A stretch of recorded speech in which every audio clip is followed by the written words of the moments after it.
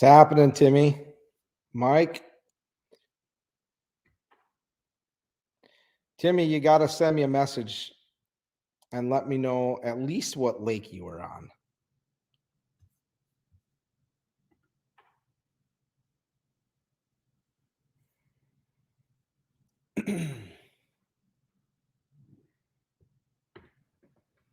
Got a light that's bugging out here on me.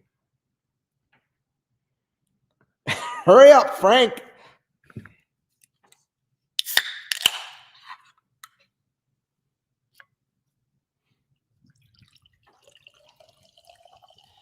Sorry, guys. I had to reset my computer, and when I did that, all my logins got reset too, so I had to start over.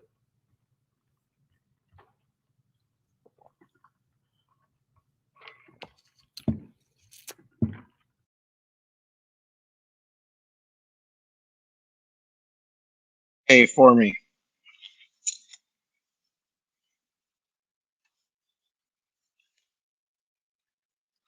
We got a few things to cover. John, Justin, Austin. We've got a hero on online tonight, and we're going to kind of start off with that.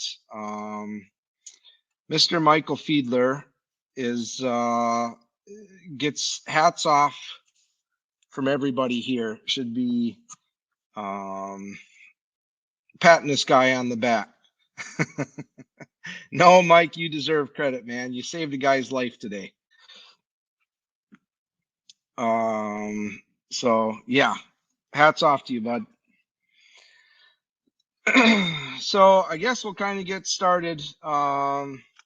We were out on the lake today. I did get a interesting phone call I seen this morning when I was taking the kids to school, that an ATV had gone in out on Poygan.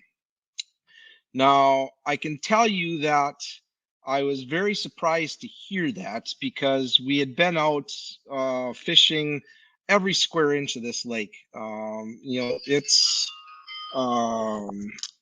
yeah, one second. I gotta just text the wife. She was calling me. She's probably on her way home from work. And the ice actually firmed up pretty good. It's still crap. The top 6-7 inches is just that white frozen snow, not a whole lot of solidity to it whatsoever. And then once you get down to where the ice is hard and clear, there's still a good 4 to 6 in some spots. I did drill into a couple spots today that I would say, 3-4 days of weather like this, and it won't support the weight of an ATV anymore. When I drill the hole and you get 2-3 inches down and the water starts filling up, that's when it's really starting to go. And there was only, like I say, a couple spots that I did that, and it was in areas that is typically known for bad ice, where there's current and such. And it's definitely is, it's getting to the point where we need some cold, and we're not going to get it. I mean, that's really make a long story short is we're not going to get much cold here the next 10 days. Now, for me, I'm going to Puerto Rico on Saturday. So, best of luck to all you guys. I think it's time maybe to get the boat out, but I do know that the weather is going to be changing here. Come second week of February, it looks like we're going to be below normal again. So who knows what's going to happen? It's a crazy year for sure. So I get the phone call, and then I stopped at Jackie's in Winneconne to have breakfast. I was waiting for some stuff to come in, and I had to go over by Critters, and come to find out, it was a good friend of mine that we fish with out on Poygan pretty much every day. Just drove into the open hole, just had a brain fart. Guys make mistakes, and he's fortunate enough to be able to tell the story and to be able to go out and fish again. The ATV, unfortunately, did sink, got down to the bottom, and it was, it could have been a lot worse. He definitely had God watching out for him, and his saving grace was Mike. And you know, there were some other people that were out there, and I'm not going to mention any names, but very, very disgusted and very upset right now with how somebody at a professional level can just laugh at the situation when presented, and you know, basically told Mike as he was begging for help, telling that, hey, my friend's in the water and I need help. And this particular person laughed at him and chose not to help and said that he was too busy working. I'm sorry. I don't care what happens. I've been in that situation. I have saved people. I don't care if I'm with clients or not. If I hear somebody yell for help or I see somebody that's in distress, I'm dropping everything I possibly have going on and I am running. It's just, that's me. I could never live with myself knowing that somebody was in the water and could not get out, and somebody was looking for help, especially an older gentleman. It really really disturbs me, and I don't know. Yeah, I hope it comes out. I'm not going to be the one to put it out there. But if the person's watching, it you did the wrong thing today, and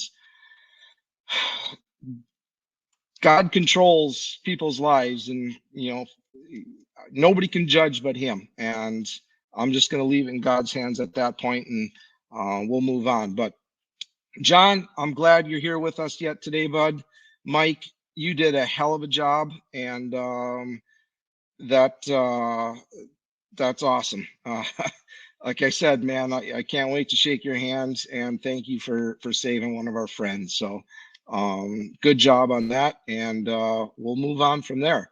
Um, the fishing has been still absolutely incredible. Now you get some bite windows and whatnot. You know, the walleye fishing out on Poygan. It's no secret, guys. Party on Poygan was a huge success.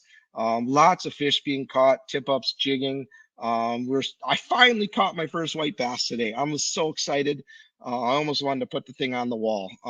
And I think Jared finally got one too. But it's been an interesting year. I did go check some of the spots that would normally start bringing perch in once we get into a thaw situation. But I think the cycle, obviously you have the thawing and the current and fresh water coming into the lake, but you also have the calendar cycle, right? And everybody thinks that these fish are go strictly on temperature and water temperature and stuff like that, and that there's a little bit of truth to that, but it's got to be a calendar cycle, right? Just like a human being, 9 months to give birth.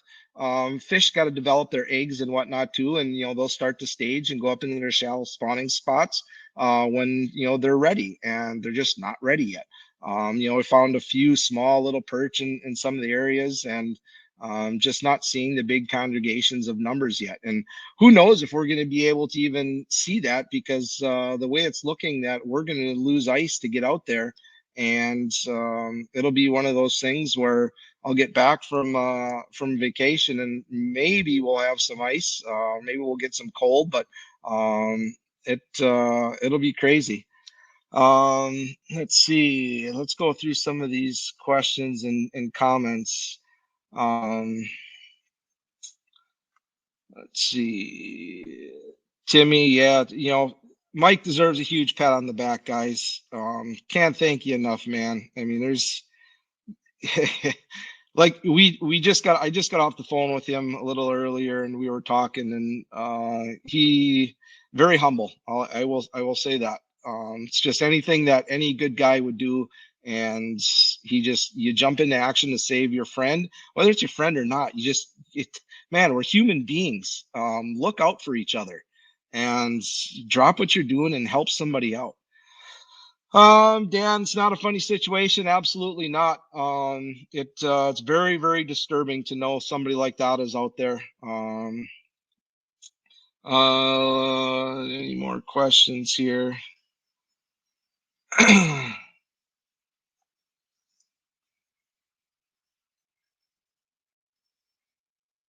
Yeah, Travis, I'm sorry that happened, man.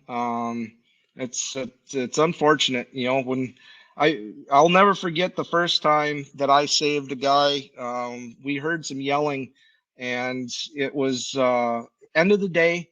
It was the end of the year. You know, we drove up, driving. You know, we were driving trucks out on the ice, and it was ice was fine. You know, it was getting warm, but it was fine. And a guy just decided to take his ATV and drive someplace to go to the bathroom, and drove right into an open area. And we heard somebody yell help, and I'm looking around and I don't see anything. And again, you know, we're taking pictures. We were perch fishing, taking pictures. I heard somebody yell help again. And then I look, and all I seen was this arm wave over. It was over by the cut in Boom Bay, and I seen it. I'm like, oh my god, there's somebody in the water. So I literally jumped on my machine, ran over there, and you know, everybody. There were a bunch of people out fishing. They seen me run over there, and then a bunch of people came to help. And this guy was too concerned about his ATV versus his life. And we were just, you know, basically forced to get in the water and get him out. And we saved him. We got ended up getting his ATV out and dragging that back to shore too. But you know, these older gentlemen just don't have the energy when it's that water is that cold. You know, it doesn't take long, and hypothermia and everything else sets in, and you know, you don't have very long. I don't care how warm it is. That cold water will take you. And it's just one of those things, man. You know, you never can be prepared. And John made a great point today, for everybody that's watching here. If you're out on ATVs, snowmobiles, guys, put a rope in your ATV. You never know when it's going to be your turn, or if you know somebody needs help. Heck, you know, this last weekend I had to tow somebody in. You know, unfortunately, all my straps and stuff were in my shacks, and we just kind of ventured off just to go do an ice check. And one of my buddies was stranded on the ice. His ATV wouldn't start, and you know, we had to get a rope and tow him back in. Shame on me for not having two of them, but it's, you know, it's just one of those things. You never know when you're going to need it. It's about being prepared, and if you're not prepared, something bad is going to happen. You know, always have a rope with you or some sort of lifeline to help somebody out. You know, it's just, God, keep a rope in your ATV. That's, I mean, that's the simplest thing, whether it be a tow strap or a rope or anything. Just get yourself one of those, you know, even those emergency throw kits that has a little flotation pad on it that, you know, you can chuck this thing out, it floats, somebody can grab onto it, and you can pull them to safety. Definitely something to put on there. But yeah, it's a rope and a boat cushion. I mean, I know everybody can. Rope's cheap. Just buy some parachute cord, you know, just for having something there to help pull somebody out. But yeah, Jimmy asked if a captain's license could be revoked for not knowingly helping someone in distress. I did talk with a warden tonight. You know, here's the other thing that I'm really upset about is my name got thrown out there, and people were saying that I was the guide that did not aid in assistance. Me and Jared were out there guiding and did not aid in assistance. There's nothing more false about that. Number one, John is a phenomenal friend to both of us. If we would ever run into that situation, I can guarantee you, Jared or myself would have been the first people there to help the guy out. Period. No questions asked. Number two, neither one of us were on the lake. I was taking my kids to school. Like I said, I was taking my kids to school when I found out that an ATV went in. I was sitting at Jackie's in Winneconne when I found out who it was. And John was already on his way back home. You know, he had just left Nofke's and was on his way back home when I was talking to him. So I wanted to clear the air right away and let people know that that wasn't me. It was a different guide that was out there that basically laughed and refused to aid and assistance. And the warden said that, you know, on the conservation front, there's really nothing. But from the sheriff's standpoint, if you come across an accident or anything, you're required by law to aid and assistance unless it's unsafe for you to do so. It's like there's like a Good Samaritan law or something like that. Now, it'd be one thing if somebody was out on the ice and you realize I can't do it because I'm going to go in too. But when you tell somebody, oh, I can't do it because I'm working, or I'm just going to keep drilling holes and just kind of laugh it off, that's wrong. Any which way you look at it, that's wrong. So again, we'll leave it at that. And yeah, unless you can cause more harm to them or yourself, there are obviously things you got to put into play when it comes time to a rescue, whether it be on the ice or on a highway, or in any situation.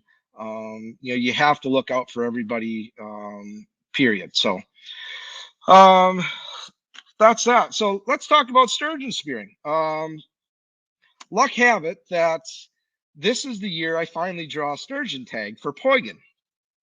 And two things. One, I was unaware. Well, I guess I was aware, but I really didn't take a closer look at it.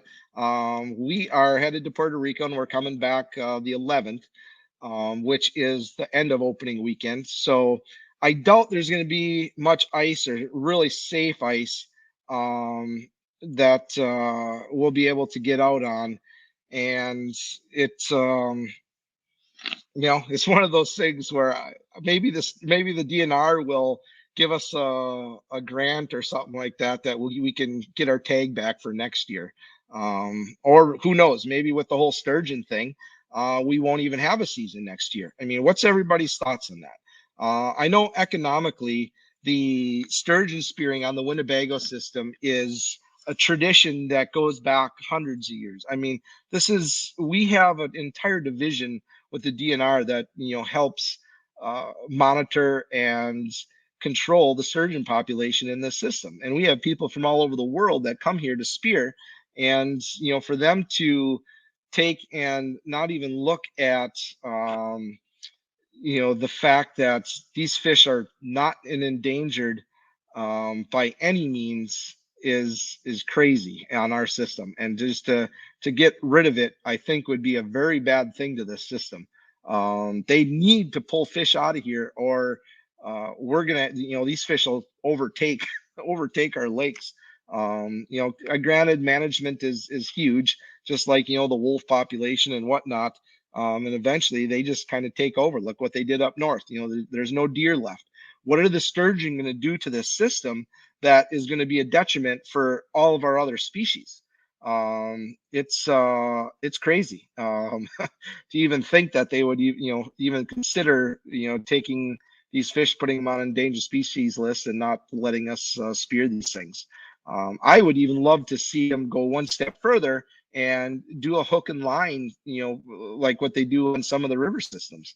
I think there's enough fish out there that you could do a lottery system or whatnot to allow some people to do even a catch and release type thing. I don't care, but my luck is the fact that we finally get 9 years of applying, and I get my tag, and we're probably not even going to be able to use it. So if anybody's going out to Poygan, I would love to be able to go out and spear fish.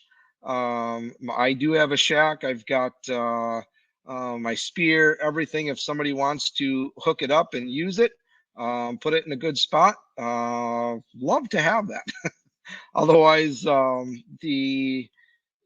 got a few buddies that have said that if they get their shacks out or whatnot, I might be able to jump in. But yeah, at the end of the day, guys, it's just a fish. It's just a sturgeon.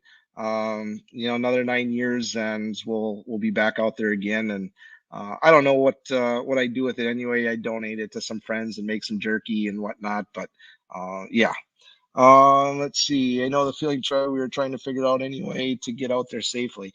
I know the state of the lake right now, and the ice conditions are favorable. The landings are going. The landing got really soft today. That's probably the one thing that I'll say is over on the county landing, it was really soft and mushy coming back.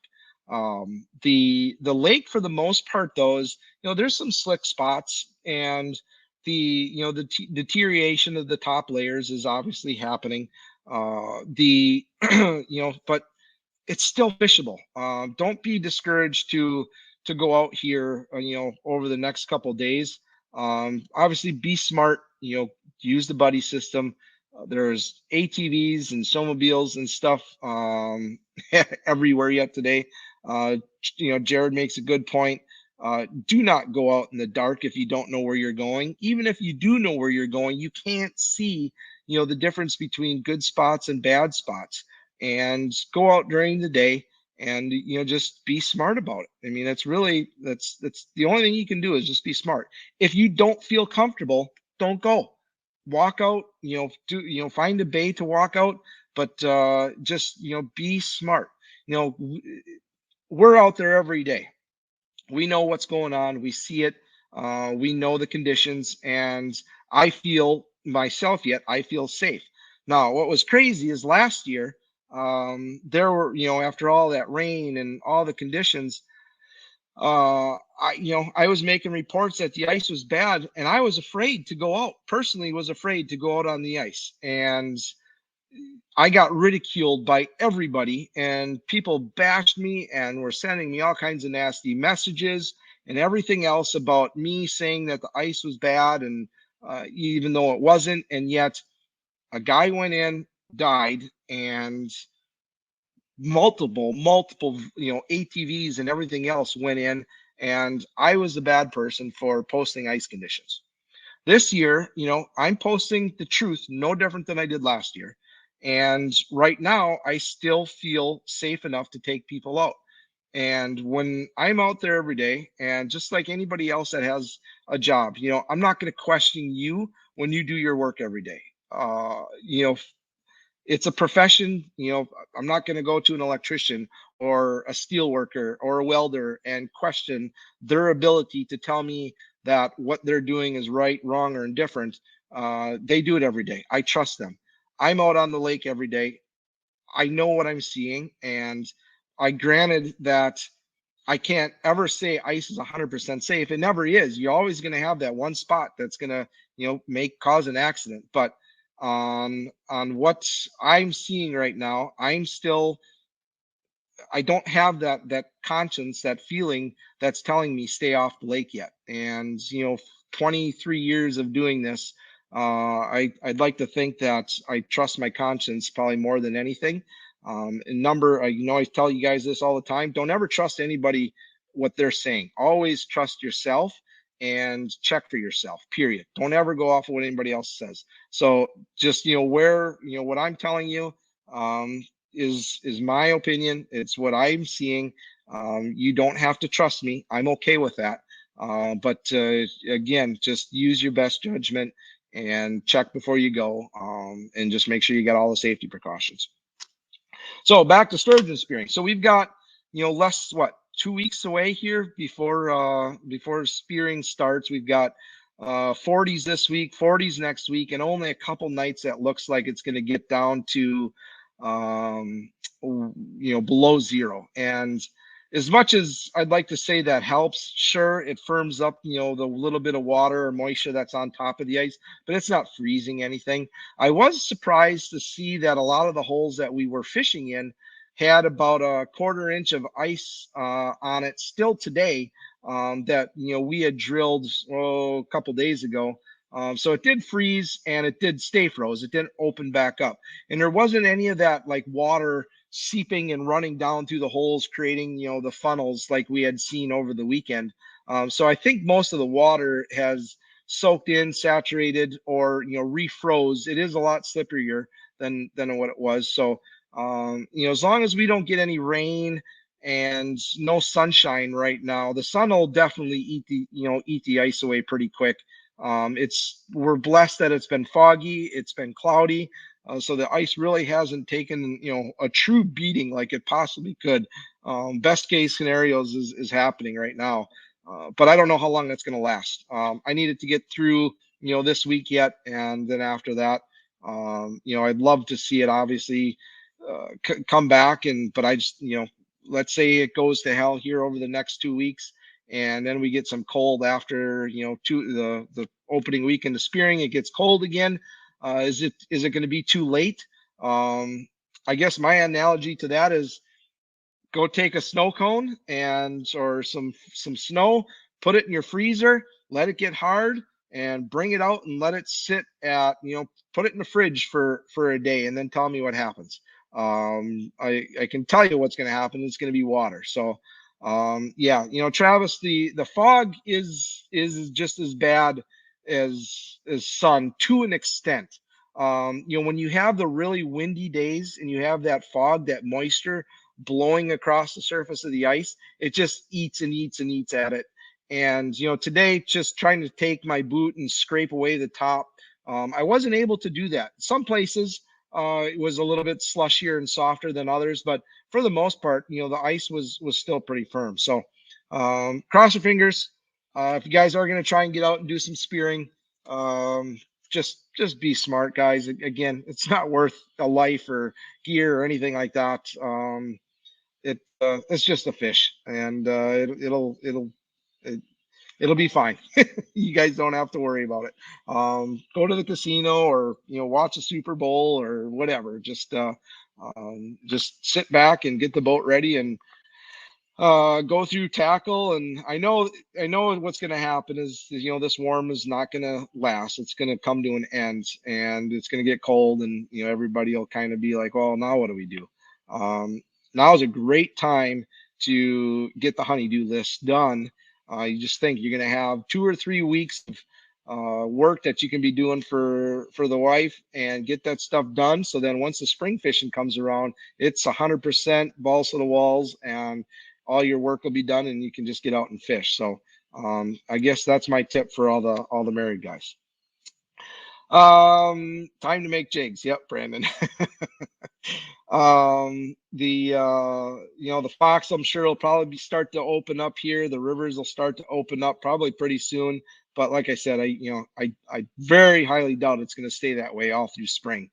But maybe we'll get lucky. We'll see. Let's see. What else do we have to talk about? So we got sturgeon spearing. The Battle on Bago. Let's talk about Battle on Bago. They did cancel the fishing part of it. I commend them. They should have done that last year. It would have saved somebody from going in. They did cancel the fishing event. From what I understand, they're still going to have the party and whatnot down at Menominee Park. All your tickets, if you did buy tickets already, you can either send them in for a full refund, or they are doing a raffle exchange. You can turn your tickets in, and they will give you raffle tickets for all the drawings. They are still going to do the drawings, from what I understand, and that's how they're going to work that tournament. So I commend them for doing the right thing, and I'm glad to see it. So it sucks. We had a bunch of people looking forward to coming up from quite a few different places this year. We had some full groups for basically that whole week, and they've already called and canceled, and a couple of guys I believe are still coming. And if we have ice, we'll fish. If not, I'm just going to tell them to stay home, and unless they want to come up and possibly get the boat in the water. But my guess is that it's going to get cold, and we're just going to kind of be in a waiting pattern for spring, unless for some known reason that the ice sticks around enough that it refreezes and we can do a little bit of walking out. I love that late ice stuff where we got to walk out a couple 100 yards and fish some perch or some bluegills and crappies, and it's kind of a peaceful time of the year. Not a whole lot of people out that time of the year, and fishing is usually pretty good. So if people still want to get out and do some of that late ice stuff with me, just prepare to have your walking shoes on, and we'll be doing a little bit of walking, but I guarantee you we'll be catching some fish when we do that. I know a lot of the events throughout the states are being canceled. Pikapalooza was this weekend. That is also canceled. The Ice Junkies tournament is canceled. Some of the stuff up in Northwest Wisconsin and Northern Wisconsin is also being canceled. It's a very, very sad year because a lot of these benefits, go to help a lot of really good organizations, and they're not going to have it. So for all these clubs that are involved in doing stuff like this, you know, please try and figure out, don't just throw it all away, you know, do some raffles or figure out some way to recoup some of the money. I know there's a lot of people out there that are always willing to donate and whatnot, and it'll be, you know, it'll be any way we can try and recover some of the money. It'll be good for the organizations to kind of be able to help out and donate some of this money back. So I know the Pikapalooza guys, I was kind of excited to work with them this year. They do a lot of things that I currently help with different high school fishing teams and donating gear. Eskimo kicks in and helps out a lot too. So that's been a good organization, and they've been doing good with their events. So I was sad to see that one get canceled as well. But you know what? It is not worth putting anybody's, you know, life or anybody else in danger for some fish. Not only are the people, you know, put in danger, but then you got your, you know, the rescue personnel and everybody else that goes along with it. You know, we all have families we want to go home to, and it's a lot easier to go home when you're not risking. Craig asks, what kind of creepers do you use? Recommend? I like the Catulas. You know, they're probably the best. They're a silicone that have the chains and the, you know, the triangle spikes on them. They come on and off my boots really easy. They've got a full bottom of protection, or the, you know, full bottom cleat. Never had any issues with those things at all. I've got quite a few pairs of them for, you know, clients and whatnot too. That, you know, they, like I say, they come on and off easy, and it works up pretty good. So take a look at the Catulas. Those are pretty decent. Let's see, what else do we have? Catula. Let's see, Kahtula, I believe is what it is. So there you go. Or maybe Ray's got it. Bago. Let's talk about Winnebago for a minute. I have not. I was out on the lake the other day, and just once I got past the cracks, or got to the cracks, and the wind was blowing pretty good, the lake had shifted. Everybody else was a little afraid to drive their ATV across the crack, and I found one spot, and good thing we got off when we did, because that crack had shifted quite a bit, and I had been out there any longer, I probably wouldn't have made it back where I was trying to get it across. The cracks are just atrocious out on Winnebago this year. But you know, with all this warm up and everything else that's happening, you know, that lake is shifting and going all over the place. Holes are opening up where all the springs are over on the east shore. Talking to guys like Frank and, you know, the guys that are over there, and Bill. You know, they're trying to keep everybody updated. The fishing clubs are not recommending any travel whatsoever on the lake anymore. And, you know, heed their advice, guys. Winnebago is a dangerous cookie. That lake typically swallows people and doesn't give them back. I'd hate to see anything, you know, happen over there. Not to, you know, not to mention any of the lakes really in all of Wisconsin, but Winnebago is just one of those tricky lakes that you never know, just because of how much that lake moves. You've got open holes, you know, over on the west shore. You got a bunch of open holes on the east shore, and it's, you know, just one of those things where we not getting a good ice year. We never thought that it'd be two in a row, but I sure hope we don't have three in a row. We need a good ice year for everything. On a positive note, we're going to save a lot of fish by not having battle on Bago. You know, and I think, what are your guys' thoughts on that? That's almost kind of a blessing in disguise. You know, the one thing with having that tournament is, and especially this year with how good the walleye bite is, we are going to save a lot of walleyes. That's I guess there's always something positive, and I'm going to say that that's probably one of the best. Not to mention that, you know, I'm sure we're not going to have anybody go in, and it'll be good. Tyler asked, thoughts on putting a slot limit for walleyes? We've kind of beaten a dead horse on this discussion, and I know Brandon Wambach's on here too, and he could probably chime in on this. And the problem with our system, and the reason why we can't really put a slot out there, is it creates pinch points. And what I mean by that is, let's say you put a minimum slot limit of 15 inches. Okay. So what happens on the Winnebago system is our females grow faster than the males. And when they had the 15-inch slot limit back in the 90s, I think all the way through the early 2000s, if I'm not mistaken, the females will hit 15 inches typically a year before the males will. And when that happens, as soon as a fish hits 15 inches, they get kept and they get caught and they get killed. So when that happens, now you take all the females out, and next year the males are back, but you got no females to lay eggs.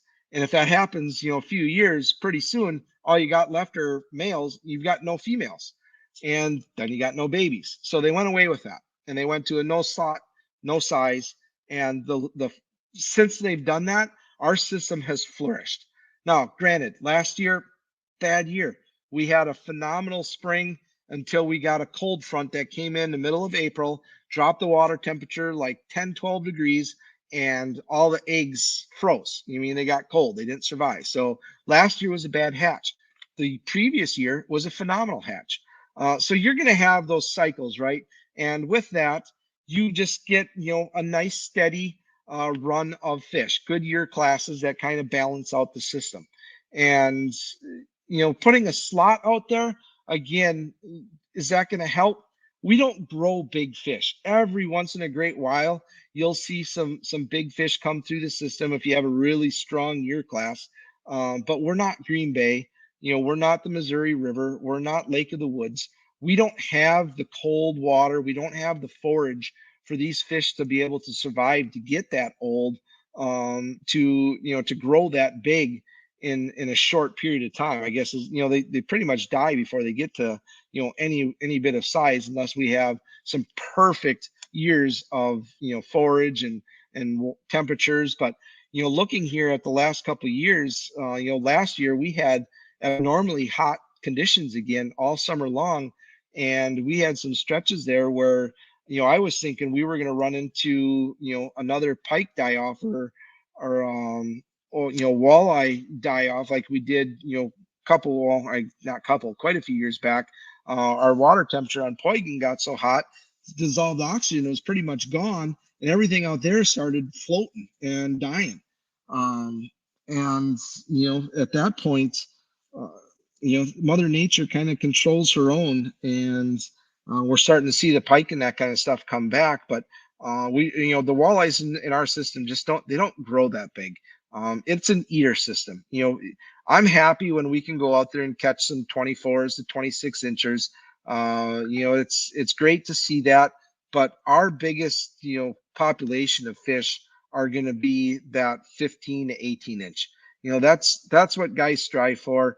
I did have a gentleman call me and express some concern here the other day that we're killing too many big females, and I strongly told him that that's not me. We put back pretty much anything that gets to 20 inches, 19, 20 inches or bigger goes back, unless it's hooked really bad. Like this last weekend, I hooked I think it was maybe 21, maybe 22 inches.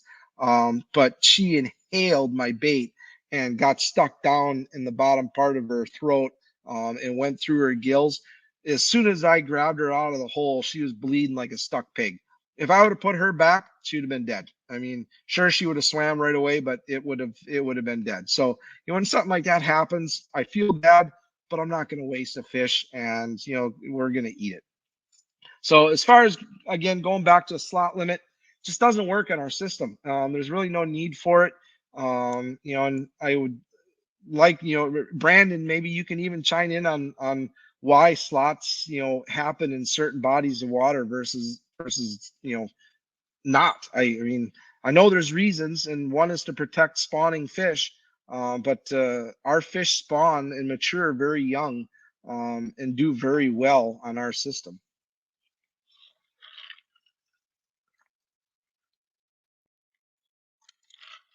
Uh, and please, guys, feel free chime in on what you guys think and what you'd like to see. it's one of those debates that comes up all the time, and it just kind of gets, I don't know. It's a horse that just keeps getting beat to death. Slot limit for tournaments. Here's my thought process on the tournaments. I have a hard time fishing tournaments that you have to put fish in your live well. I love the CPR format. There is no reason that we should be keeping fish and bringing them to a stage like we used to back in the day with the technology that we have. Fish Donkey app is an incredible system. Oh, excuse me, guys. You catch a fish, you put it down on the bump board, you take a picture of it, you hold it up, you do your hero shot, you click record a video, putting it back into the water, and it's done. Typically in less than 45 seconds, that fish is back in the water, swimming away, and you don't have to worry about nothing. You don't have to worry about size limits. You don't have to worry about how many fish you have in your live well. So many different things that go into, what a catch kill tournament or a catch tournament is for putting in a live well, all goes out the window because you don't have to worry about the regulations like that.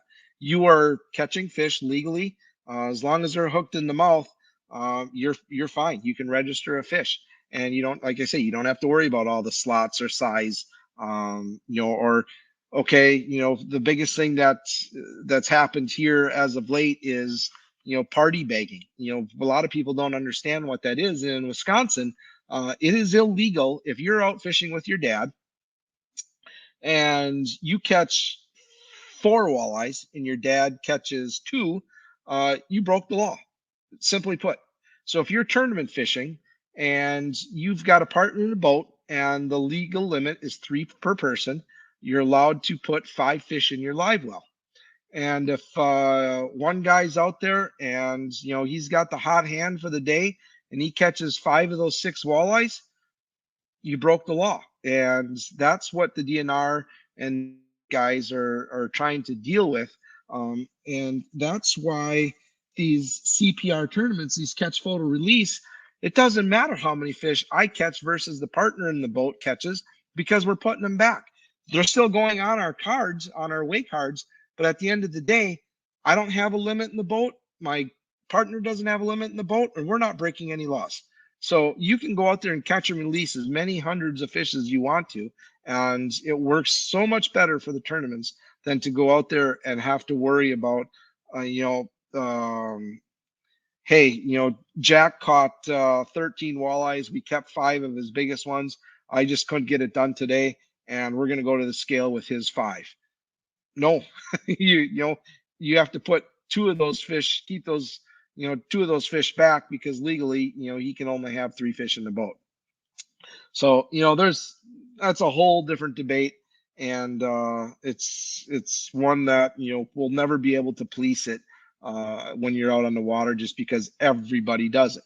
I can't say that I haven't, when we're out fishing with clients and stuff like that, if we're on a perch bite or, we're catching bluegills, and for the most part, I keep it, pretty much in my mind how many I've kept or how many I catch. I know when we're walleye fishing with guys, I will keep mine, and when my 3 are done, I'll still keep them or still keep catching them, but that's when I start throwing mine back. And we just have to police ourselves and do good for ourselves and protect the system any which way we can, and that's the only way we can do it. Brandon showed a let's see here. If somebody wants to copy and paste that link, that is an article from the previous biologist that answers a lot of that slot limit question.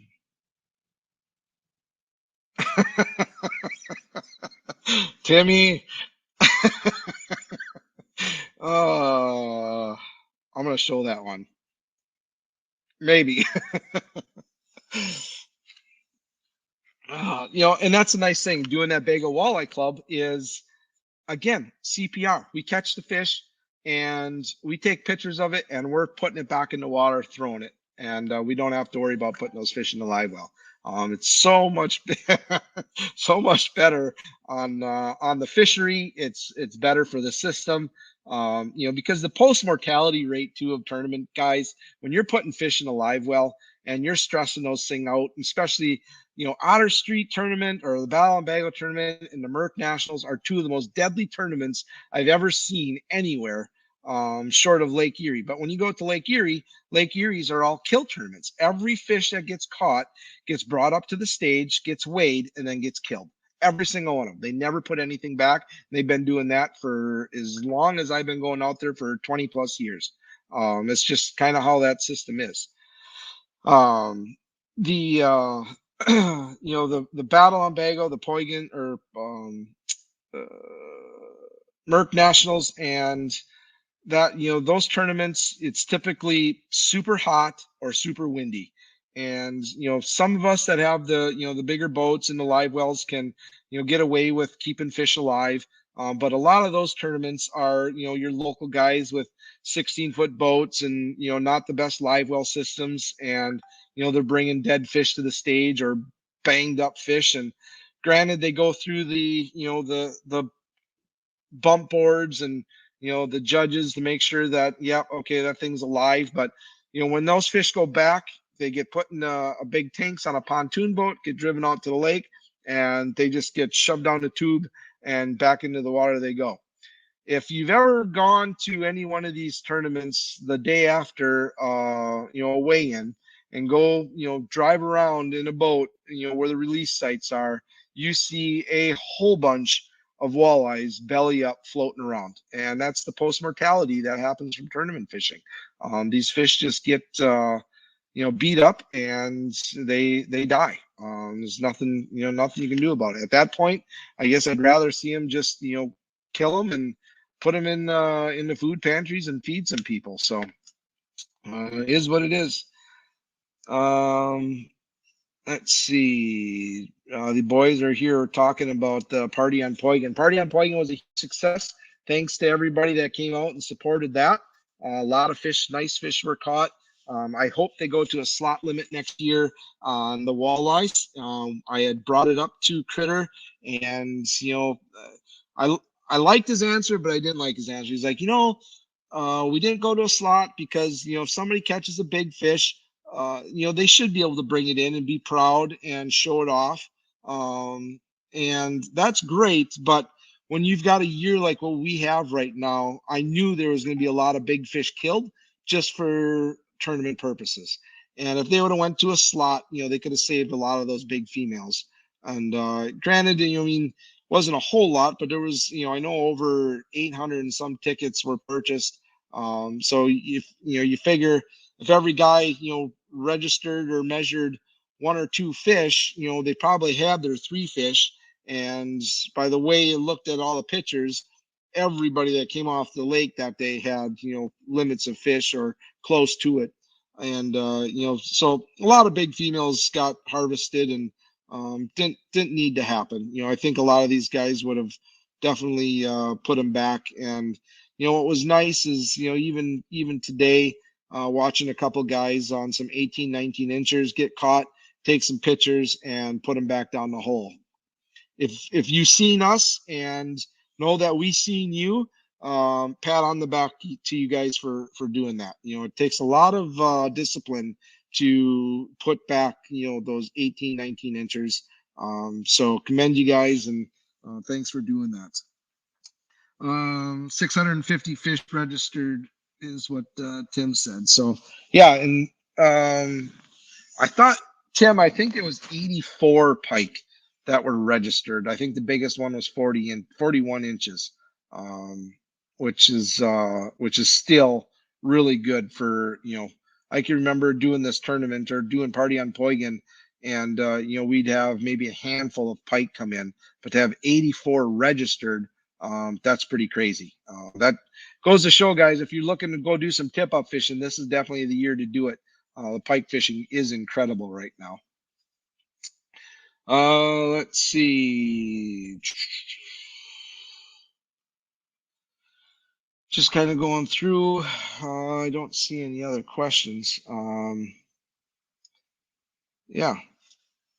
So that being said, I will not be here next week. I will be in sunny Puerto Rico on a beach someplace. I can't wait. The wife and I and Eli are going to take a well-deserved vacation and go relax for a while.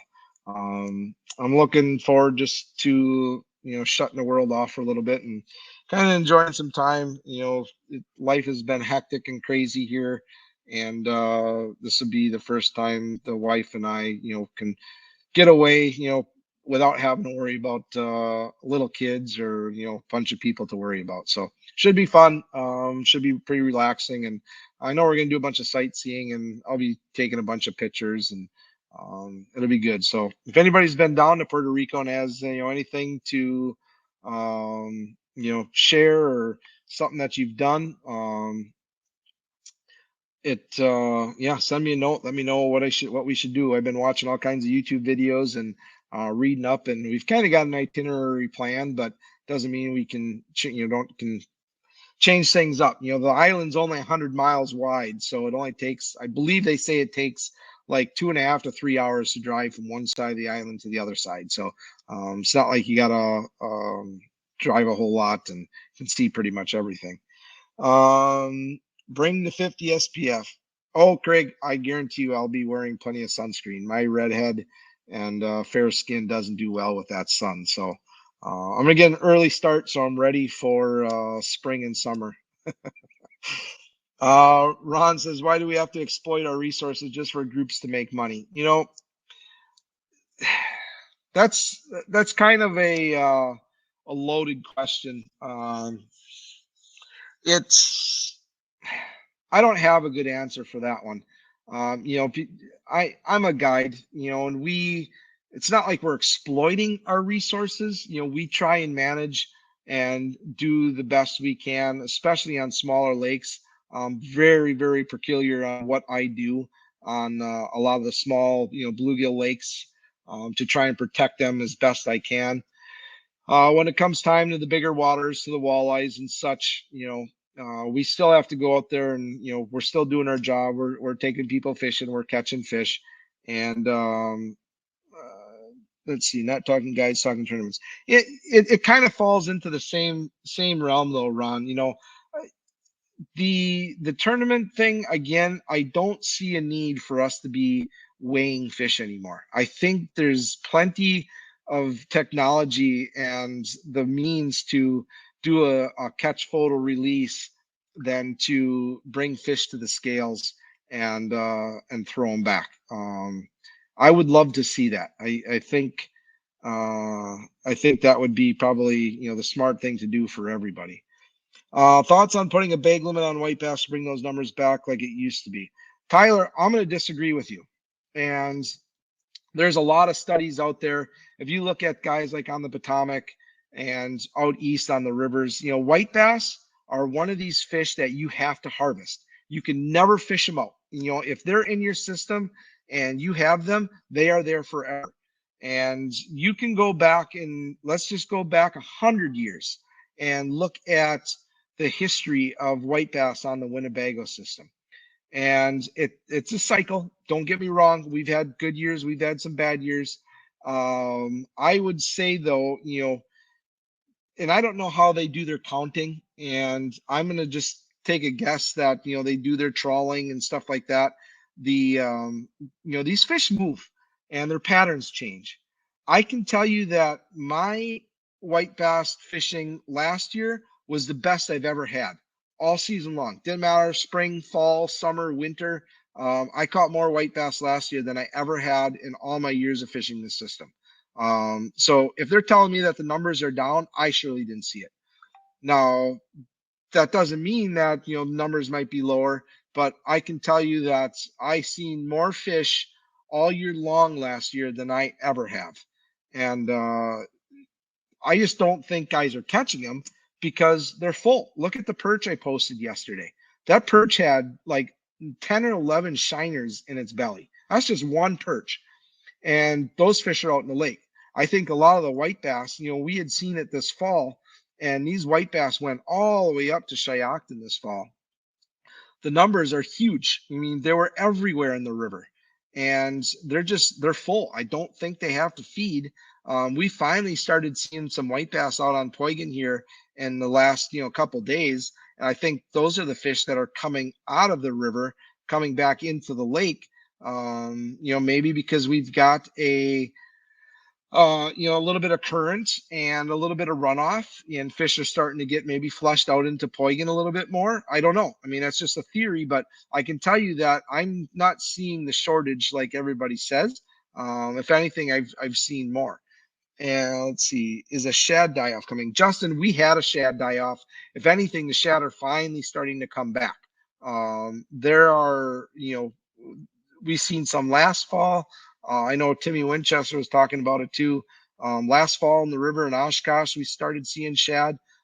This year, this fall, up in the Wolf, we were seeing some shad. We were seeing a bunch of shad out on Butamore. So it's good to see. Would love to see those shad come back. Now, it's going to make our walleye fishing probably a little bit more difficult, but at the same time, it's more food for our fish. And let our food and our bait come back, thrive throughout the entire system on all fish.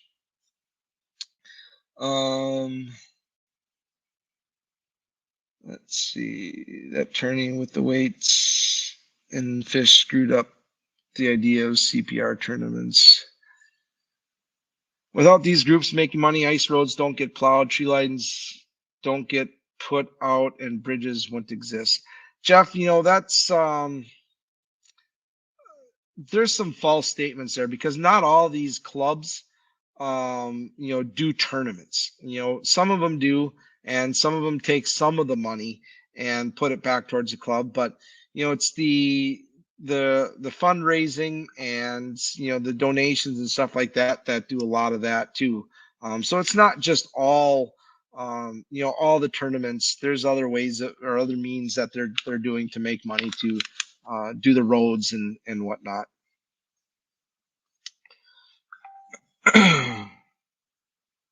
Let's see, any other questions?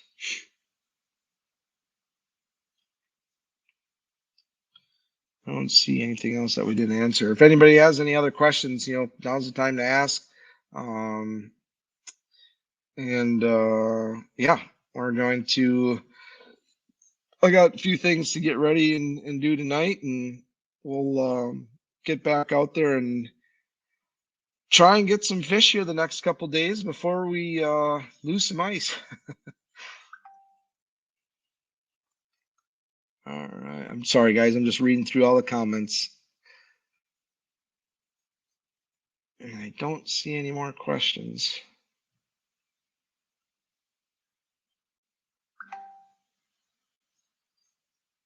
Oh, my buddy looks like Reed down in Florida is watching.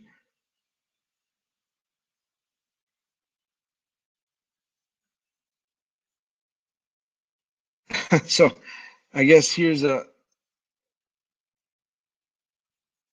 question. Again, the comments, I love all the negative stuff that people have to throw out there. I don't know who this guy is, but he's like, how do you feel about you not being able to steal from Battle on Bago this year? I would love to know and understand what this guy's getting at, because that's crazy.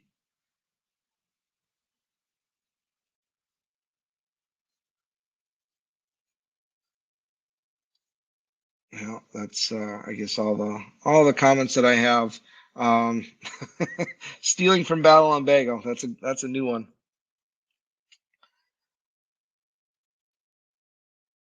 Tim, it went in, the ATV went in over off of Nofke's in that area, pretty much straight out in the middle of the horseshoe, just a little bit to the east of Nofke's. It was, that open water spot's been there.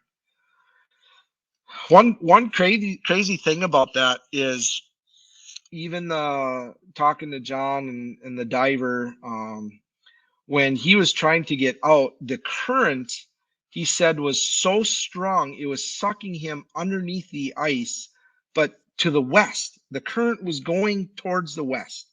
And the divers supposedly had to hang on to a pole too because the current was sucking him underneath the ice. It should have been going east. The current is coming out of the river and heading east and south towards, Winneconne, but instead the current was actually sucking him and pulling him towards the west. Just a crazy thing.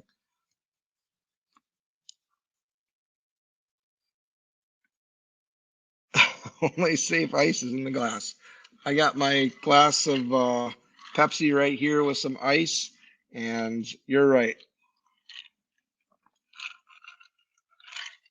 Oh, Jared says pig roast at your place this summer. Everyone is invited. So now that you say that, I think we are going to be doing a summer party. I don't know how many people my wife's going to let me invite, but I know we are talking about getting a couple bands or getting a band or something like that, and having a summer party out at the boathouse. And now that this place is getting pretty close to done, and I just need to find somebody with a skid steer. Does anybody know anybody with a skid steer that can come help me move some rock? Gladly pay you guys. Just need to find somebody that has a skid steer with a big enough bucket. If you got a grapple, even better.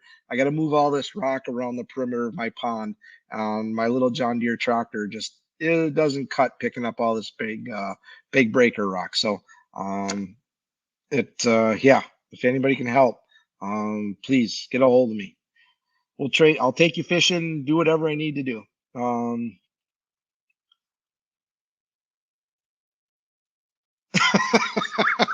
Jimmy says only time smoking will save your life. John held on to the ice with his pipe after he dropped his picks in the water. Oh boy, that pipe saved his life. Yeah, again, for everybody that missed earlier, Mike Fiddler is a hero today for saving a guy's life, and none of us will forget it. That'll be with you, Mike, for the rest of your life. So again, hats off. We'll probably leave it at that. And that's awesome, Jimmy. I'm glad that he's in good spirits. John's a great guy. I mean, he really is. That the person that this should have happened to is not him. The least person that expected that to happen, especially him being out there. He's just got to keep his dumb ass off the ice in the dark. He doesn't have to be out there before everybody else. He doesn't have to be out there in the dark. He can wait. The fish will be there when he gets there. Tell him to just sit and relax, and it'll be good.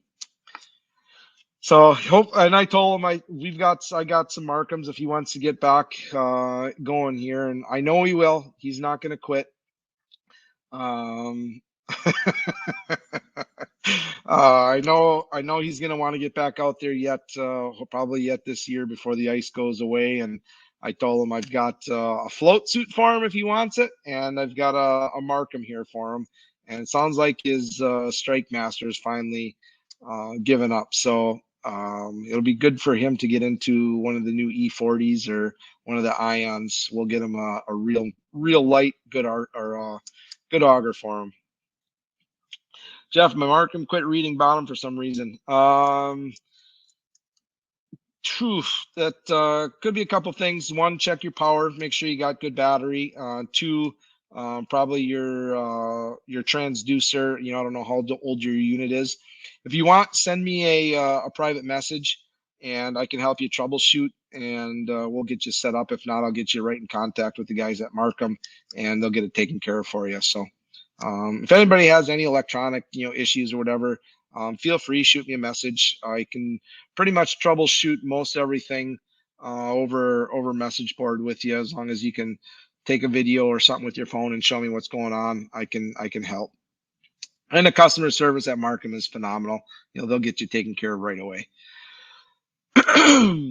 All right, gentlemen and women, And everybody, thanks for tuning in tonight. Good luck, Travis. Hey, bud, did that work? Did we have everything? Get everything all fixed up?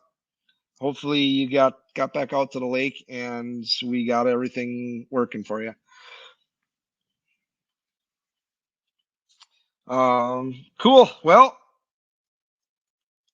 hats off to Mike again, and thanks again everybody for joining. We will see you in 2 weeks. When I get back from Puerto Rico, we'll give you an update. Good chance I might try and sneak out and do some fishing down there too. So hopefully we can. I mean, I know they catch a lot of tarpon and stuff down there, so should be fun. I'm looking forward to it. And next time you see me, I'll probably be a different shade of red. So, all right, guys. Thanks again. Cheers, peace, and we'll catch you guys on the water next time. Have a good night, everybody. Have a good weekend.